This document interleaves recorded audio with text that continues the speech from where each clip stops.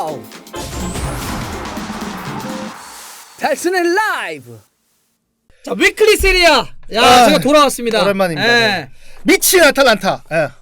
빠츠 아탈란타. 아니, 그러니까 저거는 아탈란타에 대한 디스예요? 아니면 아탈란타가 그만큼 잘한다는 뜻이에요? 잘한다는 뜻이죠. 네, 우리가 뜻. 미친 이거는 좀 안전음이잖아. 그거 내가 형한테 하는 거고 이거는 좀 우와 미친 이거 뭐야? 어. 그만큼 아탈란타가 잘한다. 지금 뭐 얼마큼 잘하는지 한번 볼까요? 와 미쳤다. 장난이 아닙니다. 미쳤다. 일단 지금 한 경기를 더 하긴 했어요. 한 경기를 더 하긴 했는데 2위고요. 그 대부분의 도시 그 강팀들 그러니까 뭐 밀란이라든지 유벤투스라든지 이런 데는 다 대도시잖아요. 그렇죠. 로마, 토리노 다 대도시들인데 아탈란타는 인구가 4만 조금 안 된 진짜 작은 도시예요. 인구 4만. 4만이면은 우리 어디가 4만일까? 지금 막 군 단위도 10만 넘는 데는 그러니까 크거든요. 4만이면 예, 진짜 4만이면 적은데? 진짜 군 중에서도 작은 군이에요. 진짜 적네. 예, 예. 4만. 베르가모라고 하는 작은 도시인데 지난번에 예. 저 휘장과 관련해서 한번 설명해 주셨잖아요. 예, 저거 휘날리는 거 저것도 한번 뭐라 설명. 그랬었지 그때? 그 그리스 신화에 나오는 달리기가 빠른 여신. 오케이.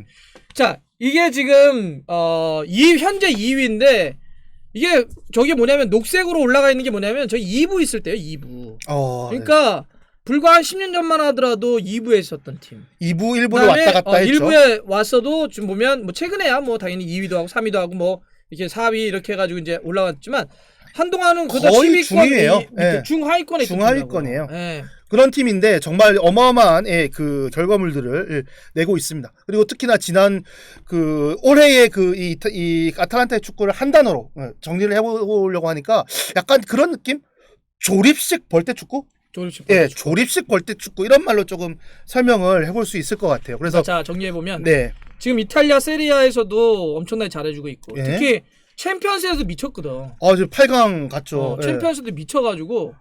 그러니까 이게 아탈란타가 더군다나 이게 뭐냐면 챔피언스리그 본선 데뷔야. 네, 첫 진출에 지금 첫 진출했는데 8강으로 올라왔어요.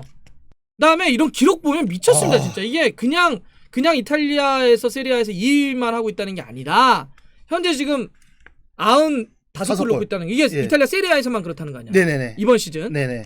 근데 이게 최근 60년 동안 단일 시즌 최다골이에요. 이런 적이 없었다며. 이게 그 최근 60년 동안 한 팀이 한 시즌을 치르면서 가장 많이 넣은 골이 94골이었어요. 그게 2017-18년에 나폴리였거든요. 나폴리가 그때 뭐 메르텐스 있고 막 그 스리톱 할 때 그때인데 사리 감독이 있을 때 그때 38경기 한 시즌을 풀로 치러서 94골이었단 말이에요. 근데 지금 딱 35라운드 했거든요. 3경기가 남았는데 벌써 그걸 깨버린 거예요. 미쳤어. 이번 라운드로. 저 밑에 있는 게 뭐냐면 이번 시즌 이제 같이 뛰고 있는 유벤투스가 72골이에요. 72이고 인테르가 74골이에요. 이 2위하고 격차를 보세요. 격차를. 골격실 20골이 납니다. 그리고 그 60년이 말이 60년이지 60년 지금 2020년이니까 빼면 1960년대거든요. 지금 저 앞에 놓을 만한 팀이 어떤 팀이 있냐면 딱 저거예요. 제가 옛날에 그 전술사 할 때 그란데 토리노라든가 위대한 토리노. 그란인테르 이런 데 팀이나 겨우 앞에 놓이는 거지. 지금의 그 아탈란타의 골페이스 앞에 놓을 팀은 없습니다. 챔피언스리그도 마찬가지예요. 챔피언스리그에서도. 자, 이게 그러면 이럴 수 있잖아요. 이탈리아 세리아에서만 혹시 이렇게 대박이냐? 야, 그렇죠. 이게 아닌 게 지금 챔피언스리그 올라와서 데뷔 시즌인데 지금 8강까지 올라왔다 그랬잖아요. 그렇죠.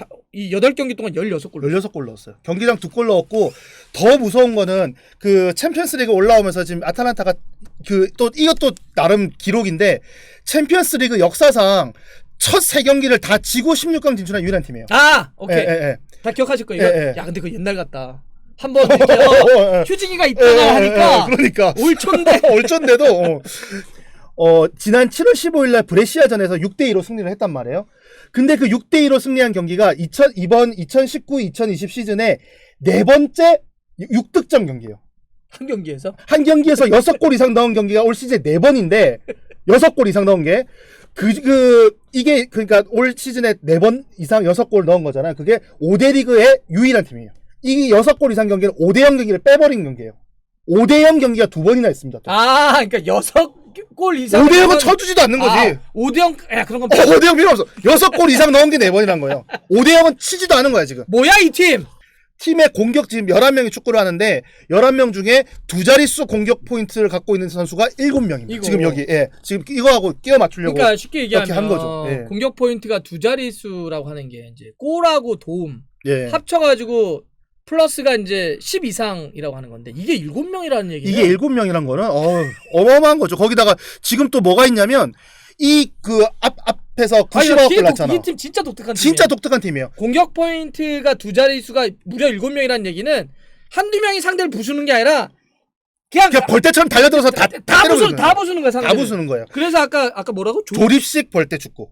예. 되게 그게 뭐라 그러지? 이렇게 한국적이다. 예. 한국 사람하고 얘기를 했거든요. 이거 뜻을 단어를 만들려고. 그러면 이런 게 이제 어떻게 가능하냐? 이제 이 예. 얘기를 해봐야 될까? 앞에 다 우리가 설명했어. 가스페리니의 전술에서 변하지 않는 건 딱 두 가지예요. 3백과 그 다음에 가운데 있는 파푸 고네즈. 전술적으로는 사실은 이 경기를 몇 번 보신 분들은 아시겠지만 사실 수비가 사실 굉장히 헐거워요. 수비는 사실 굉장히 비중이 낮아요.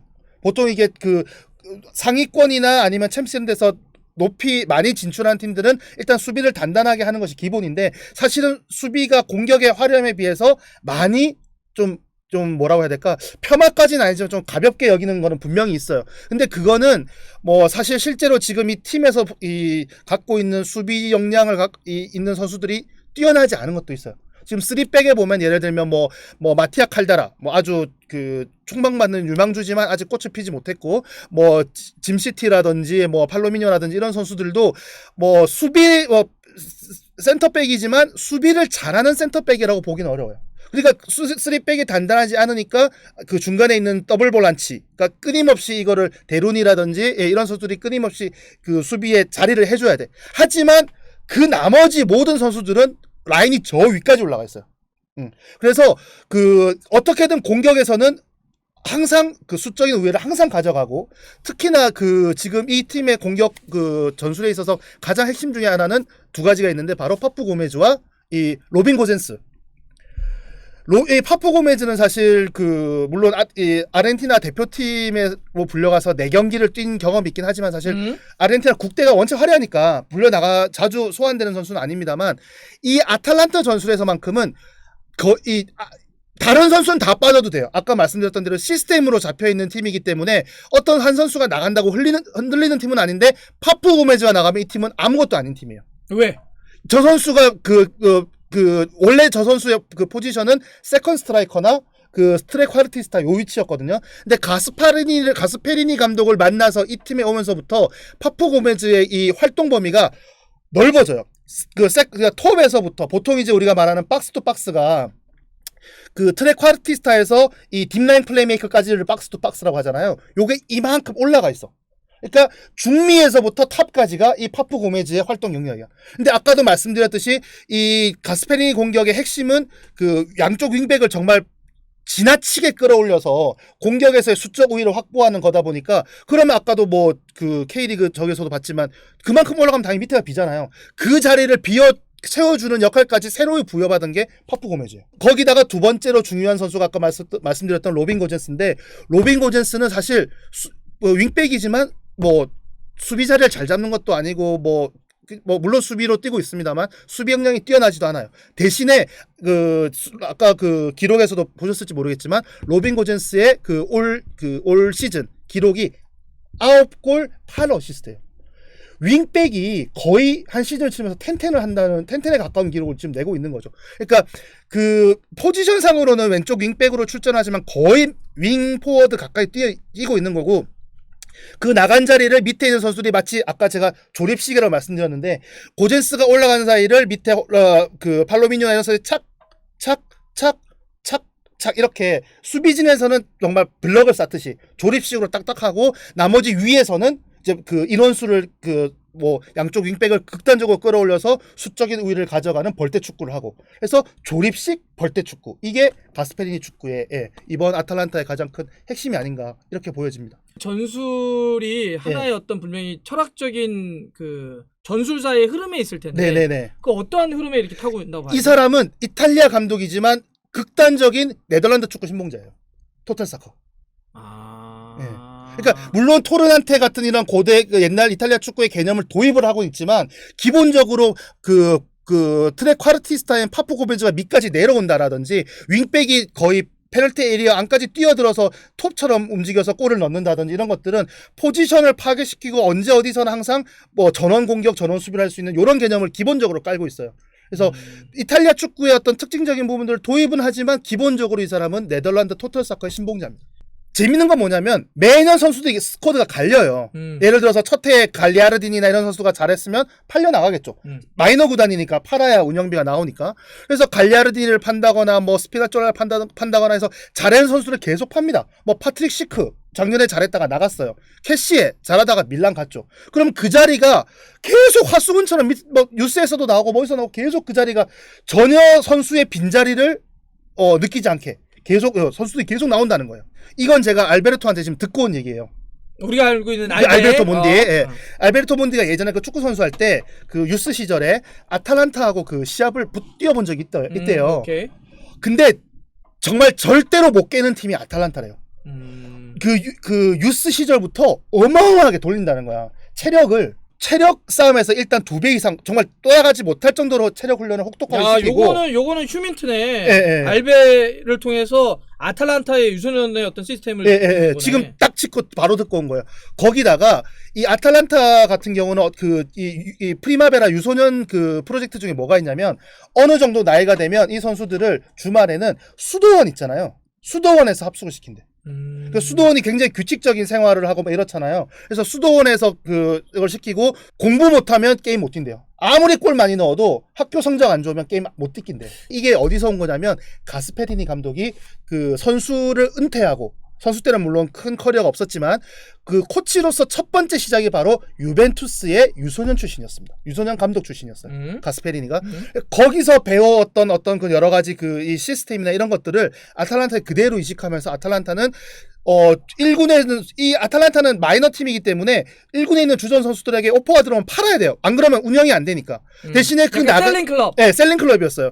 지금도 셀링 클럽은 맞아요. 근데 이게 나가면 그 자리를 채워야 되는데 그 자리를 저렴한 다른 팀에서 선수를 사와서 쓰는 것도 잘 쓰는 거고 그다음에 유소년 이 유스가 너무 잘 돼 있어서 끊임없이 유스들이 거 밑에서 계속 올라온대요. 그다음에 이제 슈퍼 백업이 있죠. 무리엘. 지금 31경기 출장을 했거든요. 근데 선발이 10경기고 교체가 21경기예요. 교체로 거의 다 뛰었네. 교체로 거의 다 대부분을 뛰었죠. 근데 팀 내 득점 1위에 18골로 득점 순위 4위인가 그래요. 그러니까 교체로 집어만 넣으면 골을 넣는 거야. 완전 슈퍼 서브네. 완전 슈퍼 서브죠. 예.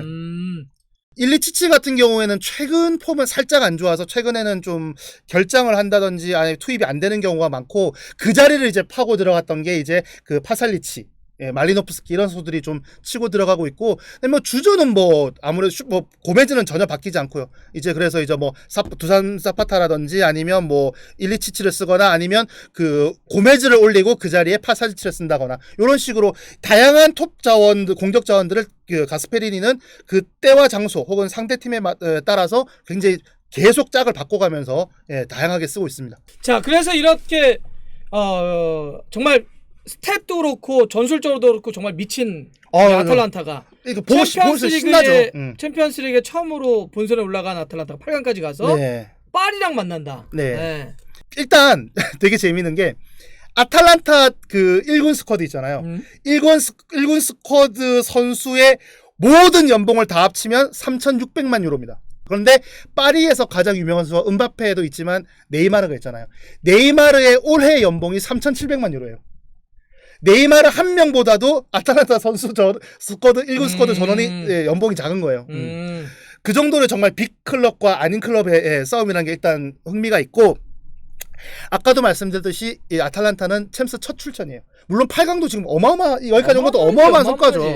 유럽 챔피언스리그에 나가서 경기를 하려면 홈 경기장 규격이 일정한 이상 돼야 되는데 경기장이 너무 작은 거야 아탈란타가. 네, 그 정도가 안 돼요. 밀란한테 가서 우리 챔스 할 동안만 좀 경기장 빌려주세요. 그래서 빌려 쓰고 있어요. 빌려 쓰고 있는 거예요. 그만큼 작은 팀이다. 작은 팀이에요. 그런데 경기는 어마어마하게 하는 거죠. 기본적으로 이 아탈란타가 그 뭐 기존의 어떤 이 플레이 스타일 이런 것들을 보면 약간 테크닉 좋은 스킬풀한 선수들 있잖아요. 요런 선수들을 잘 못 잡아요. 그런데 파리는 어때요? 음바페 있죠, 네이마르 있죠, 막 이러니까 사실 단순하게 빅클럽 이걸 떠나서 상성상으로는 아탈란타가 파리를 잡기는 사실 어려워 보여요. 사실은 냉정하게 말하자면 오케이. 그런 점에서 그러니까 상성은 좀 안 맞긴 한데 대신에 뭐가 있냐면 아탈란타는 기본적으로 약간 다 체격들이 커요. 그 뭐지 공중볼 따내는 저거로 지금 그 세리에 전체 2위고 가장 큰 변수는 그 홈앤어웨이가 아니라 단판 승부라는 거. 포르투갈 리스본. 예, 단판 승부기 때문에 딱 한 경기만 그렇게 이 피지컬을 앞세워서 틀어 막아 놓고서 그리고 득점 루트가 다채롭잖아요. 그래서 그 다양한 공격 루트를 사용해서 딱 그 한 경기 잡는다고 덤비면 그건 어떻게 될지 모른다는 거죠. 그렇다. 근데 이 경기 어떤 되게 재밌을 것 같아. 이게 진짜 재밌을 거예요. 예. 그러니까 팀이 어떤 컬러적으로도 그렇고 굉장히 아주 재미난 서로의 예, 상성들이 있어가지고 진짜 한 4대3 나올 경기예요, 정말로. 아 그럴다. 우리 예. 좀 서로 치고받을. 서로- 어차피 아틀란타도 그냥 이거는 안 홈앤어웨이가 아니니까 단판이니까 그렇지. 무조건 골 많이 넣으면 올라가는 거거든요. 그렇기 때문에 아마 피터지게 아마 싸울 경기가 아닐까. 하나 이제 예. 연장전까지 이제. 4대4 연장전 가는 거지. 그렇게 간다.